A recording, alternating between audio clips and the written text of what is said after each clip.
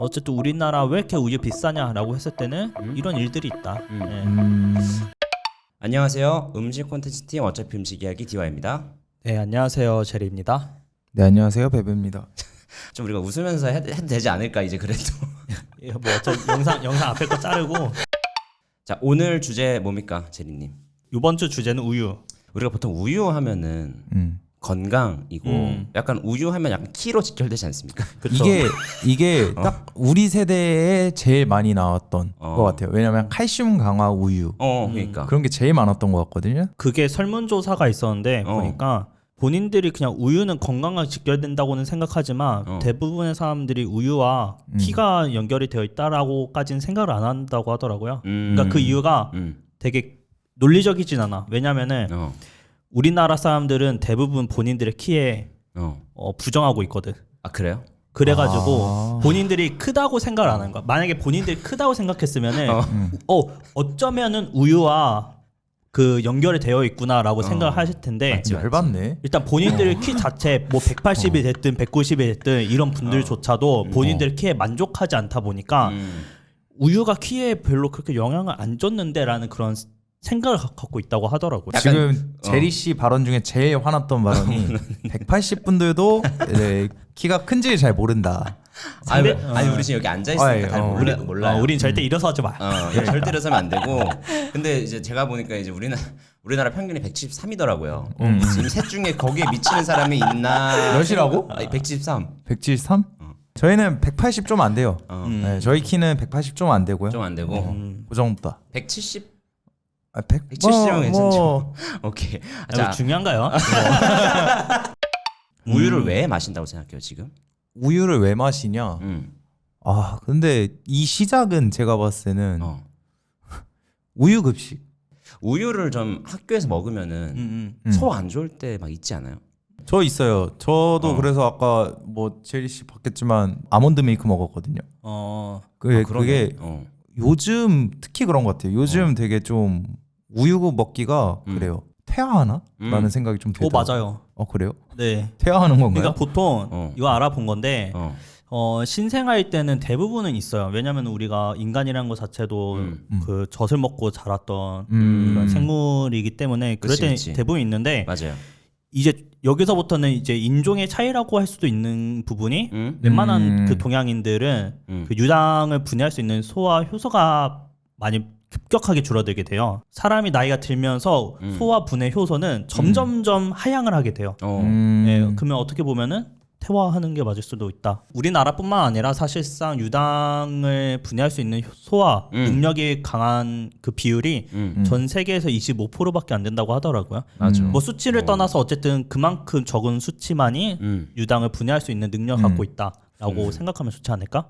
그러니까 지금 우유가 아무래도 일상화되다 보니까 그냥 우리는 그냥 일상적으로 우유는 당연히 먹을 수 있는 식품이라고 취급이 되는데 사실상 그 젖을 이제 포유하고 있는 포유동물 중에서 사람만이 이유기가 지나서 다른 동물의 젖을 먹는 유일한 동물이라고 하더라고요. 그러니까 사실은 이게 우리가 유당불내증이라고 해서 뭔가 그게 어떤 특별한 증상처럼 인지가 되는데 사실은 그 유당불내증의 그 상태가 사람에겐 가장 자연의 상태다. 그게 당연한 거고 유당불내증이 아닌 사람이 사실은 자연의 상태가 아닌 거다라고 뭐 그런 이야기가 있더라고요. 그러겠네요. 네, 먹으면 안 되는 시기에 먹는 거니까 어떻게 보면은.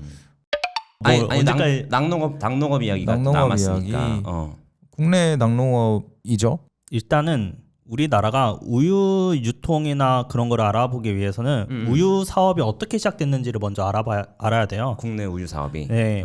낙농진흥 정책 이런 게 있었어요. 그때 당시에도 서양 외국 사람들은 다 우유를 마시고 올림픽에서도 뭐 금메달을 딴다, 건강하다 이런 느낌으로 선전 광고를 했었고 당시에 우리나라 사람들 영양가가 있는 식품들이 많이 없었기 때문에 정부 차원에서도 그런 이야기로 먼저 푸시를 했죠. 국민들에게. 맞죠. 해가지고 우유를 많이 마시세요 해서 우유 생산량이 그때 좀 많이 늘어났어요.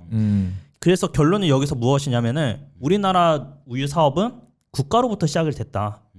그래서 베베님이 아까 왜 국가가 이런 걸 지원해야 되냐 이런 말씀을 아까 하셨는데 사석에서. 네. 그렇죠. 할 수밖에 없는 이유가 이거예요. 왜냐면은 낙농업 하시는 분들에게 애초에 권유를 했던 곳이 정부였기 때문에. 그래서 어느 정도는 이 사람들이 먹고 살 수 있게끔의 혜택이 늘 있어야 되는 거예요. 그러다 보니까 아이러니하게도 그 피해가 어떻게 보면은 국민들한테까지 오고 있는 거예요. 왜냐면은 우유의 소비량은 늘어나고 있었어요. 네, 생산량도 늘어났고요. 그렇죠. 수요와 공급에 의해서 공급량이 많아지면 어찌됐든 가격이 내려가기 마련이잖아요. 근데 지금 문제가 뭐야? 정부가 개입을 했기 때문이에요. 떨어질 수 없는 구조인 거야. 우유가 원유를 만들면은 사업체에 이제 넘기게 돼요. 우유를 만드는 그런 회사들한테. 가공업체들. 그럼 넘길 때 이번에 많이 나왔으니까 싸게 팔게요가 아니라 이번에 많이 나온 건 나온 건데 어떻게 정부에서 이 밑으로 팔지 말라고 하는데 기준선이 있어요. 그 납품할 때 가격을 아예 법으로 기준치를 만들어놨어요. 그래서 아무리 많이 만들어도 그 싸게 팔 수 없는 구조인 거야. 그러니까 시장의 그 우리가 공급과 수요의 규칙을 아예 그냥 깨버린 거구나. 무시한 채 이제 어쨌든 정부에서 아 그래 우리가 하라고 하기도 했고 이 정도 커튼을 만들어서 이 밑으로만 안 떨어지게끔 너네 회사도 매입하고 낙농업 사람들도 파세요라고 기준을 정해준 거지. 네. 어쨌든 우리나라 원유 그런 시장은 지금 이렇게 형성되어 있고 구조가. 그래서 여기에 요번에 좀 협상을 좀 보려고 했던 게 아 그러면은 그러니까 일단 원유라는 게 우리가 이렇게 일반적으로 마실 수 있는 음용류라는 게 있고 그리고 뭐 요플레나 요거트 버터 이런 것으로 가공할 수 있는 그런 가공류죠. 우유가 있어요. 이 두 가지로 나눠지는데 음용료는 지금 그 기준대로 가자. 그대로 팔자. 대신에 이거 말고 나머지 만드는 그 제품에 사용할 용도의 원유는 조금 싸게 팔자. 아 가공용유는 조금 저렴하게 파는 것으로. 네, 해서 약간 원래는 가공유든 음용유든 원유 자체는 무조건 같은 가격으로만 팔았는데 이제는 용도에 따라서 좀 가격을 차별해서 판매를 하세요라고 이제 법을 시행을 했고 이게 알아보니까 23년 1월 1일부터 적용이 될 거라고 하더라고요. 여기서 약간 악재인 게 수입하는 원유에 대해서 이제 세금이 없어질 거라고 해요. 맞아요. 네. 그렇죠. 2024년인가요? 26년인가요? 26년으로 기억하고 있긴 한데 그랬을 때 과연 우리나라에서 만들어지는 원유의 경쟁력은 어디에서 확보할 수 있는가라고 했을 땐 사실 1차적으로 생각하는 게 뭐 아무래도 가격이죠. 어쨌든 우리나라 왜 이렇게 우유 비싸냐라고 했을 때는 이런 일들이 있다. 네. 이거 돈도 안 들고 우리 국민들한테 비싸게만 파는 낙농하고 굳이 왜 해야 돼라고 했을 때 여기서 중요한 거는 이거는 우리가 돈을 벌려고 하는 수단이 아니라 식량이라는 게 가장 큰 이유예요. 그렇죠. 그렇기 때문에 우리는 이 산업을 유지할 수 있도록 해야 되는 게 이제 의무인 거죠. 우리가 제도적인 얘기를 제외하고도 품질에 관해서 얘기를 할 때도 국산 원유보다 수입 멸균유가 훨씬 더 괜찮다. 라는 말이 굉장히 많고 심지어 요리사들 사이에서도 한국 원유를 굉장히 싫어해요. 어떤 느낌이냐면은 굉장히 물탄 느낌이에요. 그리고 애초에 미국이나 뭐 호주나 굉장히 땅덩이가 큰 나라 같은 경우는 애초에 방목이 굉장히 잘 돼 있을 환경이고 맞아요. 그렇기 때문에 좋은 원유가 생산이 되고 우리나라에 이게 수입이 되는 거잖아요.